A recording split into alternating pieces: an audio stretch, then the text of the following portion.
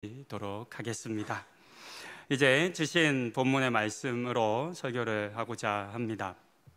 저희가 함께 읽었던 에베소서 6장의 본문은 부모와 자녀들을 향한 성경의 여러 많은 권면 중에서 가장 잘 알려진 말씀입니다. 당시 이 글이 쓰여진, 에베소서가 쓰여진 당시의 사회는 매우 가부장적인 사회 구조를 가지고 있었습니다.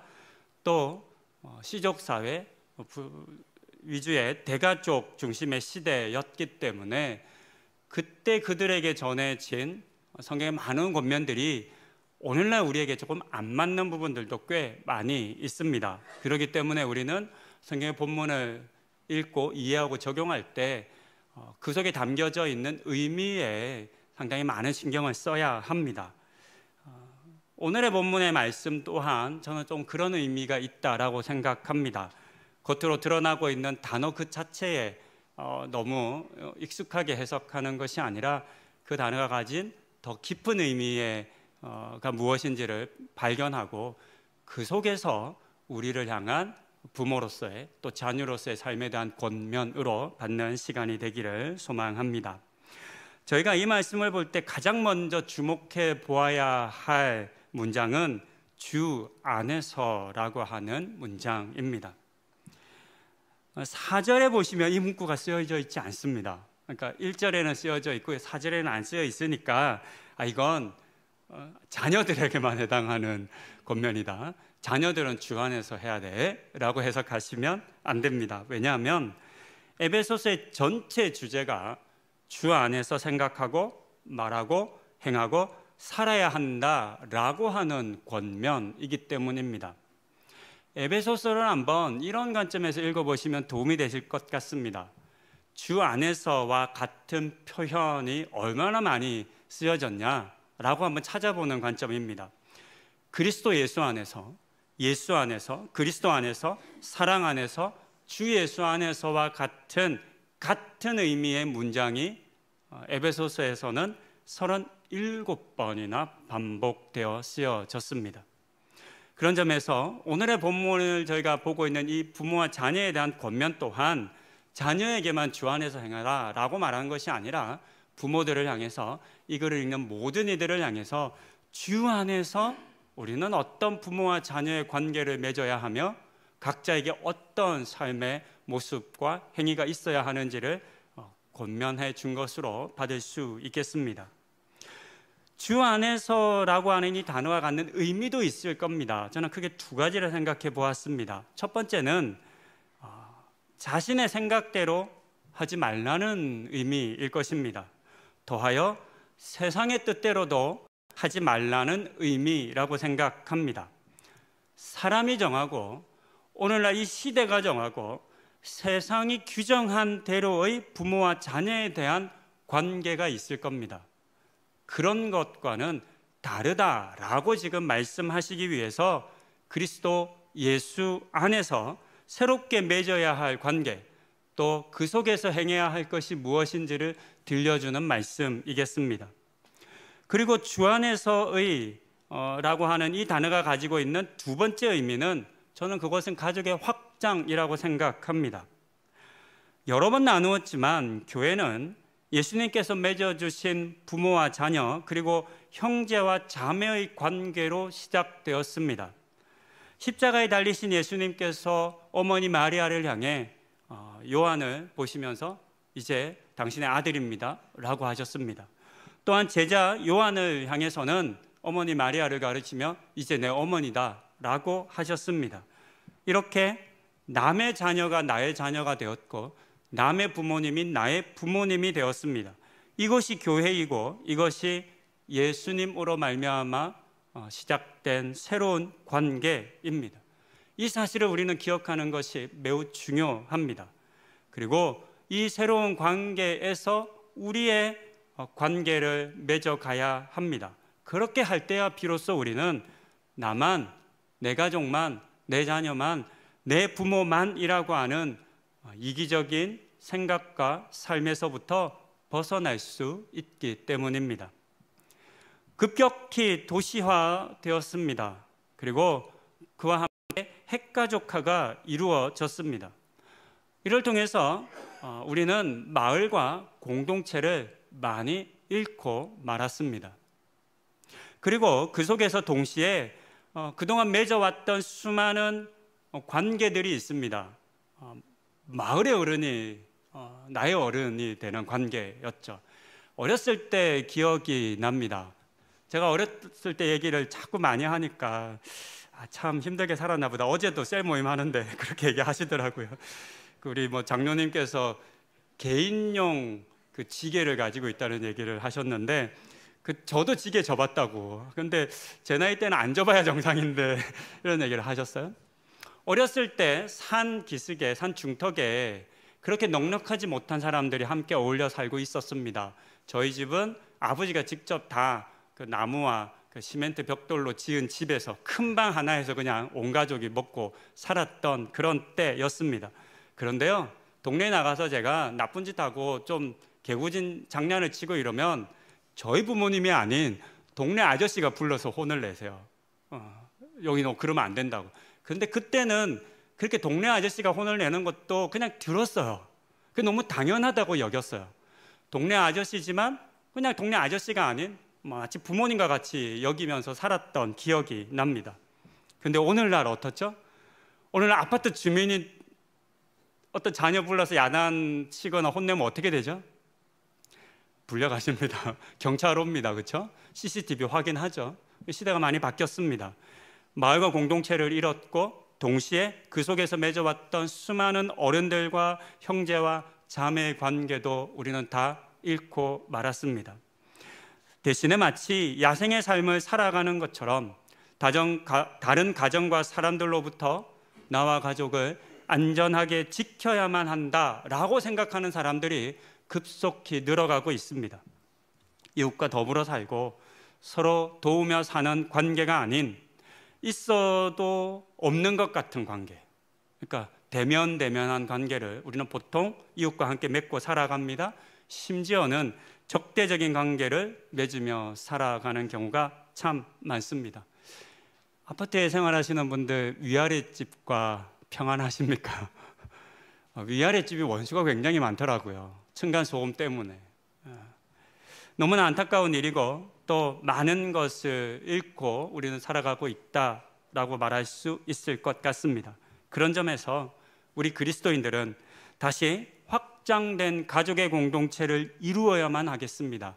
나만, 내 자녀만, 내 부모님만이라고 하는 한계를 넘어 예수님께서 맺어주신 새롭고 확장된 부모와 자녀의 관계로, 형제와 자매의 관계로 만나 서로를 사랑하고 돕고 섬기며 살아가는 그런 우리가 될 수 있기를 소망해 봅니다. 이제 각각의 대상에게 들려주신 권면의 내용을 살펴봅니다. 먼저는 자녀들을 향한 권면입니다. 그 내용은 부모에게 순종하라는 것입니다. 그러면서 바울은 이 권면에 이어서 2절과 3절에 출애굽기 20장에 기록된 10계명의 이야기를 붙여 들려줍니다. 저는 이것이 바울이 근거로 삼았다라고 생각합니다. 잘 아시는 것처럼 하나님께서는 이스라엘 백성들에게 반드시 지켜야 할 10가지의 계명을 주셨는데 그중 하나가 부모를 공경하는 것입니다. 그렇게 하면 하나님께 주신 땅에서 너희의 생명이 길 것이다 라고 약속해 주셨습니다. 이 말씀을 바울은 다시 언급하며 자녀들을 향해 너희는 하나님께서 부모를 공경하라 하신 말씀을 기억하며 오늘날 부모에게 순종해야 한다라고 말하고 있습니다. 이 말씀을 부모님들이 좋아하시죠. 그러면서 이렇게 이해합니다. 부모에 대한 자녀의 무조건적인 순종을 말하고 있다라고 이해하는 분들이 있습니다. 그래서 가끔 말 지독히도 안 듣는 자녀를 향해서 봐라, 성경에도 부모에게 순종하라는 말이 있지 않냐 이렇게 말씀하시기도 합니다. 마치 무기처럼 사용하는 말씀이죠. 하지만 오늘의 본문에서 바울이 권면하는 내용은 그렇지 않습니다. 바울이 권면한 순종은 부모의 말은 그냥 있는 그대로 다 따라야 한다, 순종해야 한다 라고 말한 것이 아닙니다. 그것은 바울이 근거를 둔 출애굽기 20장의 계명 속에 사용된 공경이라고 하는 단어를 통해서 알 수 있습니다. 공경이라고 번역된 이 단어가 가진 첫 번째 의미가 있습니다. 그래서 우리가 어떤 단어를 찾아보면 1번이 있고 2번, 3번 이렇게 단어의 의미가 있지 않습니까? 1번이 가장 대표적이고 어쩌면 그 단어가 가장 핵심적인 내용이라 할 수 있습니다. 공경으로 번역된 단어의 첫 번째 의미는 무겁게 여기다입니다. 무겁게 여기다. 이 의미에서 존중하다, 명예를 귀하게 여기다 등과 같은 의미가 파생되었습니다. 그러니까 이 공경하라라고 하는 말 속에는 부모를 가볍게 여기지 말라, 하찮게 여기지 말라, 귀찮게 여기지 말라, 무시하지 말라라고 하는 의미가 담겨 있음을 알 수 있습니다. 그러니까 이 바울의 권면, 이 순종은 우리가 보통 순종이라고 하는 단어에 대한 단어를 해석할 때 그냥 무조건 따르는 것, 복종하는 것, 그것을 의미하는 단어가 아니라는 겁니다. 맹목적이고 기계적인 복종을 의미하는 것이 아니라 부모의 말과 삶을 존중하는 마음과 태도를 가져야 한다라고 하는 의미라는 것을 알 수 있습니다. 부모님들은 그래서 이 말씀을 하나님께서도 부모의 말에 순종하라고 하셨어 라고 해석하고 자녀들에게 강요하시면 안 됩니다. 그런 맥락이 아니기 때문입니다. 성경 속에서 가끔 전후 맥락이나 또 배경을 모른 채 문자적으로 기계적으로 해석하고 적용하는 경우가 참 많습니다. 그래서 오용하는 경우가 굉장히 많습니다. 제가 생각하는 가장 대표적인 말씀은 욥기 8장 7절입니다. 안 띄워도 아실 본문입니다. 카페, 식당, 개업하신 가게 가면 참 많이 보시는 말씀입니다. 내 시작은 미약하였으나 내 나중은 심히 창대하리라. 많이 보셨죠? 액자 이렇게 검색해 보시면 엄청 많이 팔아요. 막 집에 사서 집에도 걸어 놓으실 수 있어요. 그런데요, 이 말씀은 축복의 말씀이 아닙니다. 반대로 조롱과 비아냥의 말입니다. 빌닷과 그 욥의 친구들이 욥을 계속 비난하잖아요. 너가 잘못한 게 있어. 너 죄 졌으니까 하나님이 벌을 내리신 거야, 심판하신 거야. 그러니까 빨리 회개해 라고 이렇게 이야기하는 거죠. 그러나 계속 욥이 인정하지 않잖아요. 아니다, 나는 하나님의 죄를 짓지 않았다 라고 이렇게 얘기하잖아요. 그런 욥을 향해서 비웃고 비아냥거리면서 했던 말이 이 욥기 8장 7절입니다. 그런데도 많은 우리 그리스도인들이 앞뒤 내용 다 자르고 그냥 그 문구만 가져와서 마치 축복을 빈 것처럼 적용하는 겁니다. 그러니까 잘못 적용하는 것이겠죠. 본문에 부모에 대한 순종 또한 그렇게 오해하기 쉬운 말씀입니다. 그렇기 때문에 조금 더 조심하고 주의해서 이 말씀을 읽어야 하겠습니다.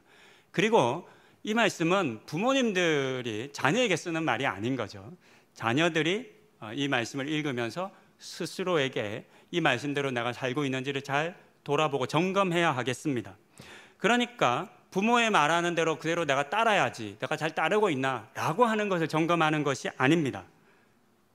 나는 부모님들과 또 내가 만나고 공동체 속에서 함께하는 어른들에 대해서 어떤 생각과 태도로 그들을 대하고 있는가를 살펴보라는 의미입니다.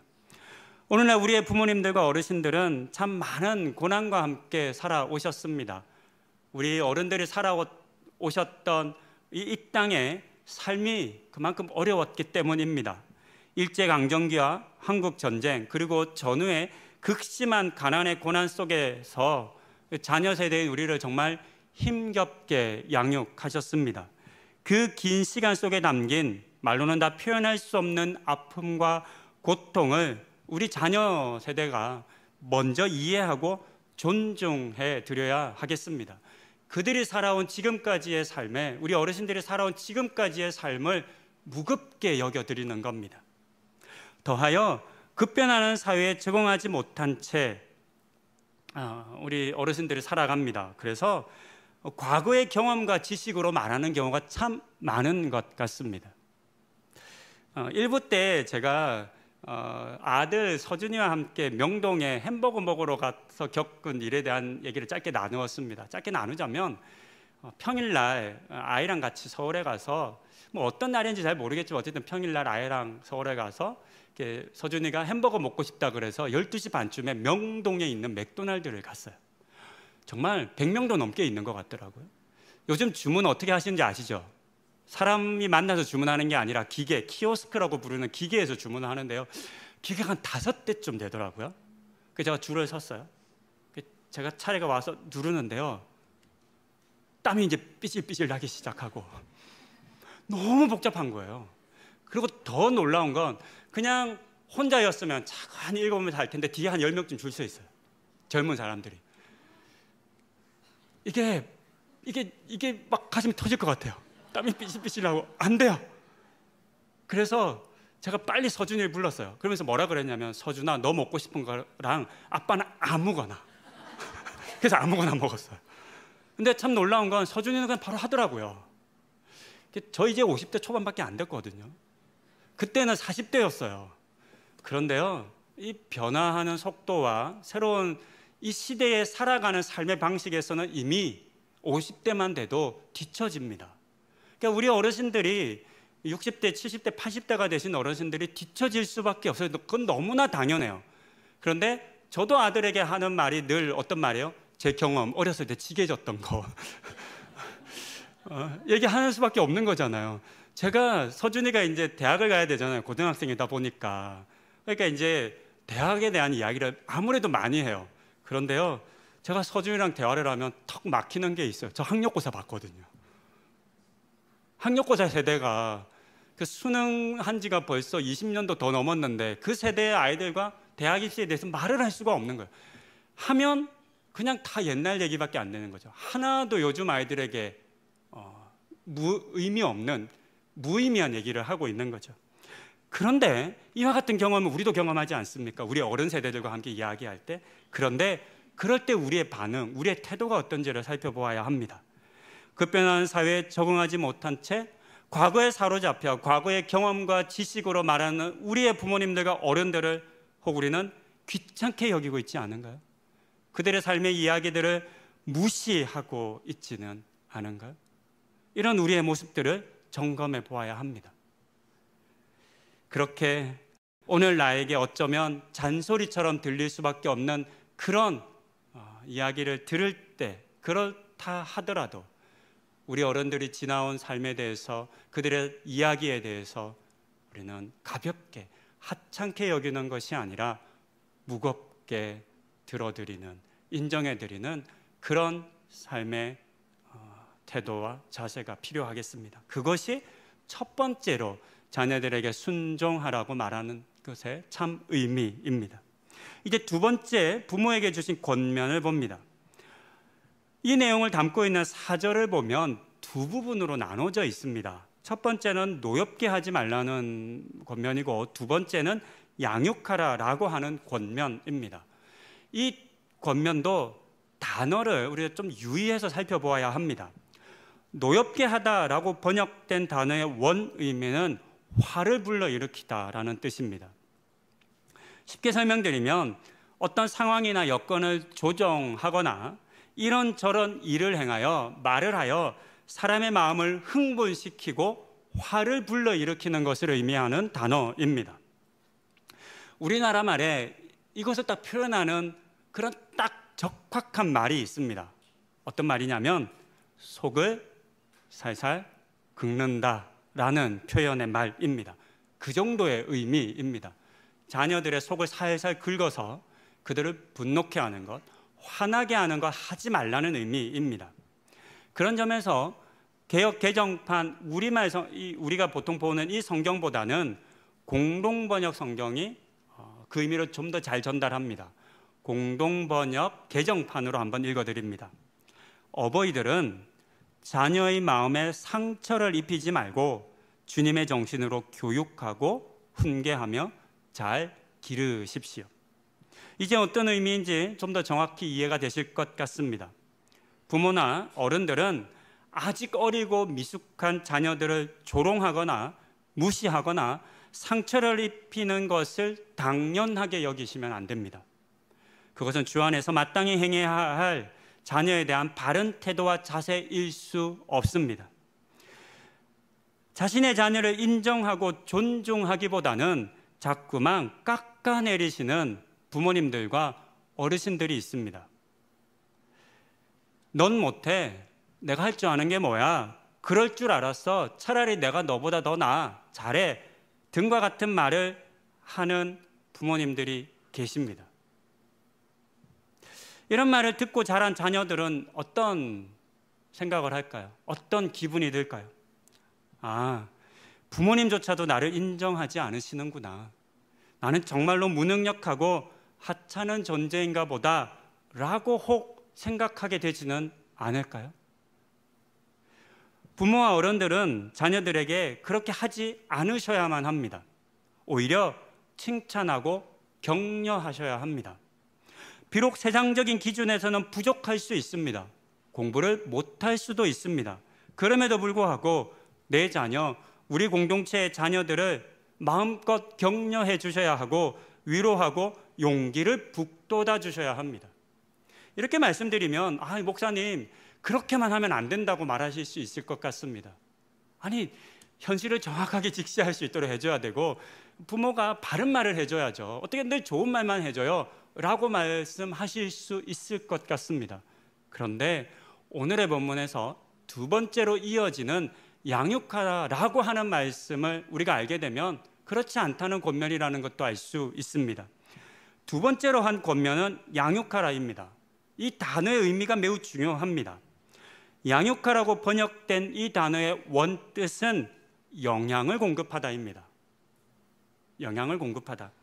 여기서 잘 먹여서 기르다, 좋은 것을 먹여서 양육하다라고 하는 의미가 파생되었습니다. 어떤 의미인지 아실 것입니다. 이 자리에 많은 부모님들이 계십니다. 아이가 어렸을 때로 한번 돌아가 보시겠습니다.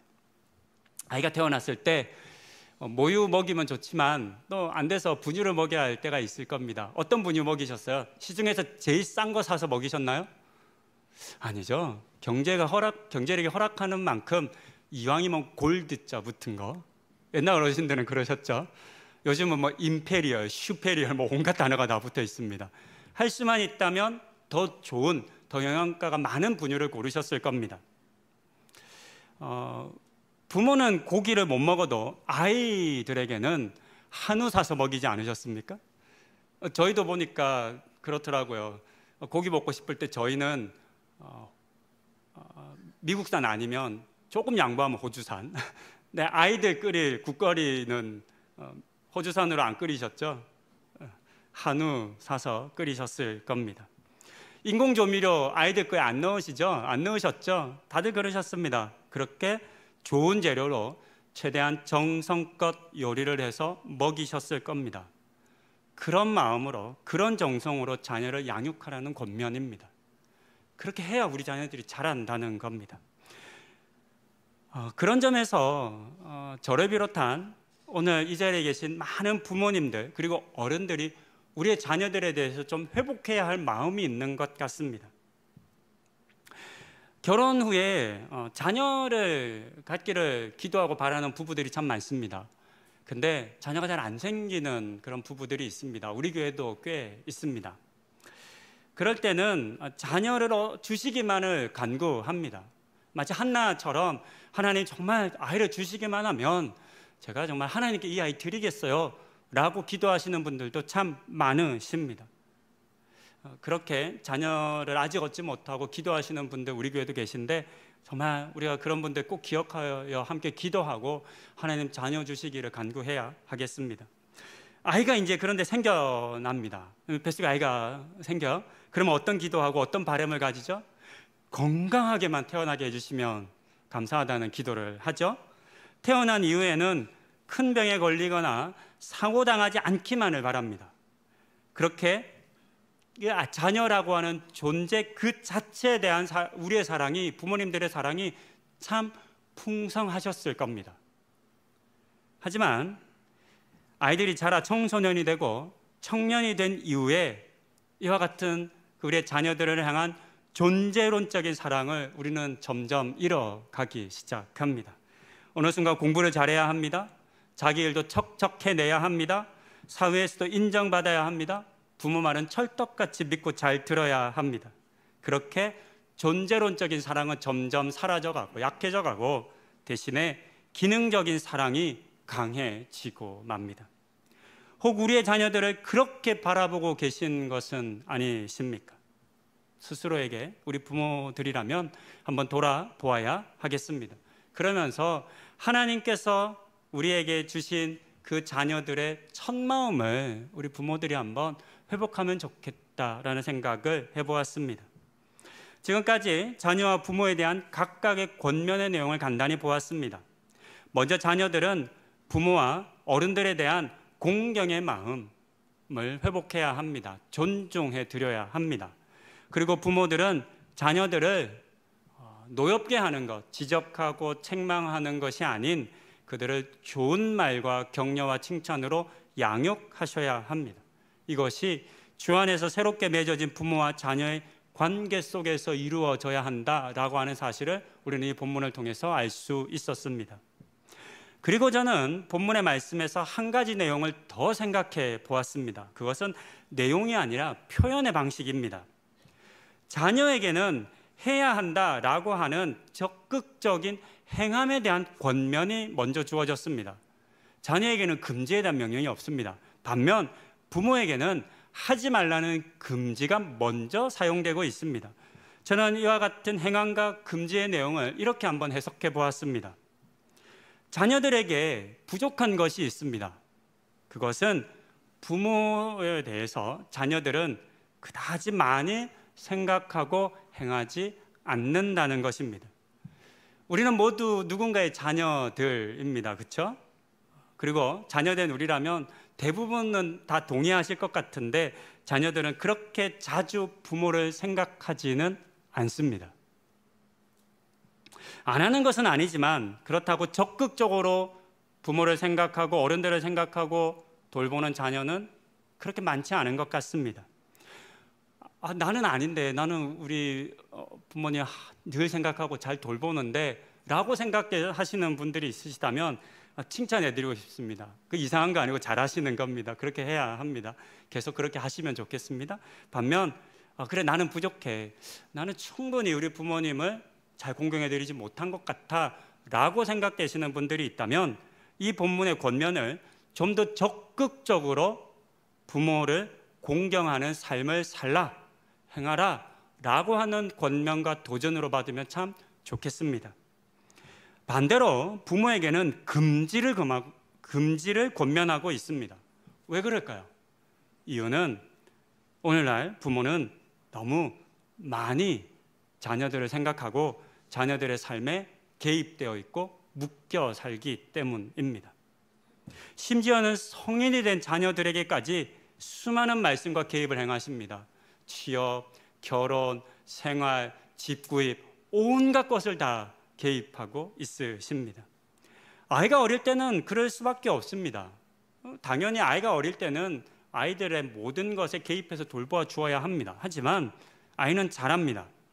어떤 아이도 어릴 때의 모습 그대로 머물러 있지 않습니다. 자라면서 자의식도 성장하고 또 이런저런 경험을 통해서 스스로의 힘으로 무엇인가를 해내는 경험들을 가져야만 합니다. 그래야 우리 아이들은 성장합니다. 그것에 대해서 우리 부모님들은 다들 동의하실 겁니다. 하지만 오늘날 많은 부모님들이 마땅히 겪고 경험하고 누리고 실패와 크고 작은 실패 속에서 자라야 할 자녀들의 그 많은 경험과 기회를 박탈하고 있으십니다. 넌 공부만 해, 엄마 아빠가 알아서 다 해줄게 라고 말하며 대학에 갈 때까지, 성인이 될 때까지 많은 것들을 유보시켜 버립니다. 근데 그건 사실 유보가 아닌 거죠. 빼앗아 버리는 겁니다. 생각해 보니까, 설교 준비하면서 보니까 이 말에 저도 예외는 아니라는 생각을 했습니다. 초등학교 2학년 둘째 서윤이에게 제가 생각해 보니 저는 너무 딸에 집중하는 것 같습니다. 너무 많이 개입을 하는 것 같아요. 가끔 서윤이가 너무 어리다는 생각이 들어요. 초등학교 2학년인데 왜 이렇게 어린 것 같지? 지금도 집에 가면 뭐 아빠 바라기거든요. 근데 생각해 보니까 그게 마냥 좋은 건 아닐 수 있겠다는 생각이 들어요. 왜 딸이 아빠 바라기가 됐을까? 아빠가 너무 많이 개입했기 때문이라는 생각을 하고 있습니다. 저도 좀 서윤이를 내버려 둘 필요가 있다.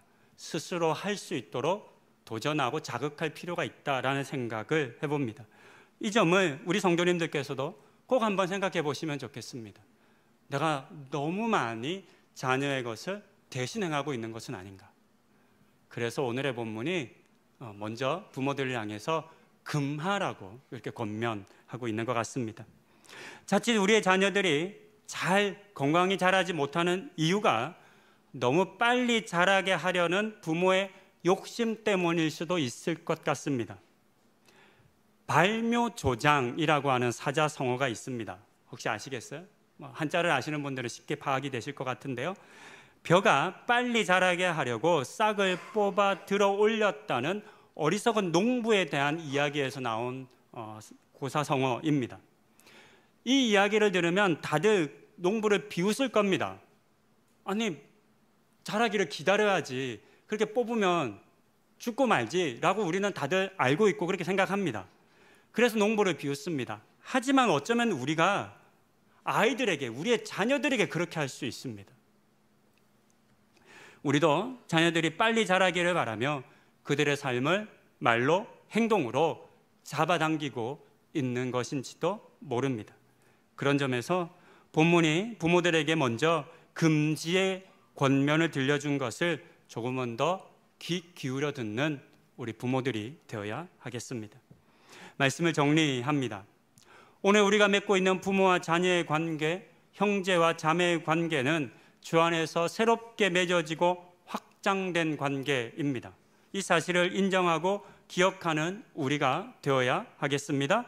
그리고 우리가 맺고 있는 이 모든 관계들을 주님께서 우리에게 가르치시고 행하신 것처럼 서로를 존중하고 귀하게 여기고 하찮게 여기거나 무시하지 않고 아끼고 돌보고 먼저 사랑을 베푸는 그런 관계로 만들어 가시는 이 자리에 함께한 모든 성도님들 되실 수 있기를 권면드립니다. 기도하시겠습니다. 주님, 어버이날을 맞아 우리는 부모와 자녀의 관계에 대한 하나님의 말씀을 보았습니다. 자녀들에게는 조금 더 적극적으로 어른들과 부모에 대해서 그들의 삶을 존중하고 무겁게 여겨드리고 좀 더 적극적으로 행하라는 권면을 들려주셨고, 부모들을 향해서는 자녀를 너무 쉽게 여기고 생각하여 그들의 삶을 함부로 이렇게 재단하거나 금지하려 하지 말고 그들을 정말 좋은 것으로 먹이고 양육하라라고 하는 권면을 보았습니다. 우리는 모두 누군가의 자녀이고 또 부모를 두고 있습니다. 개인 나만의 부모가 아니더라도 우리는 공동체 속에서 하나님이 허락하신 새롭고 확장된 가족의 관계를 맺으며 많은 부모님들과 많은 어르신들과 많은 자녀들을 주고 있습니다. 하나님, 이런 우리에게 오늘의 본문의 말씀과 권면을 새겨듣게 하여 주시고 자녀된 나의 모습이 어떠한지, 부모된 나의 모습이 어떠한지를 잘 돌이켜 생각해보고 이 권면의 삶을 귀 기울여 행하는 우리 성도님들 다 되게 하여 주시옵소서. 그와 같은 은혜 부어주시기를 간구드리며 이 모든 말씀 우리 주 예수 그리스도의 이름으로 기도드립니다. 아멘. 주신 말씀 기억하시며 봉헌 찬송 436장 함께 찬양하시겠습니다.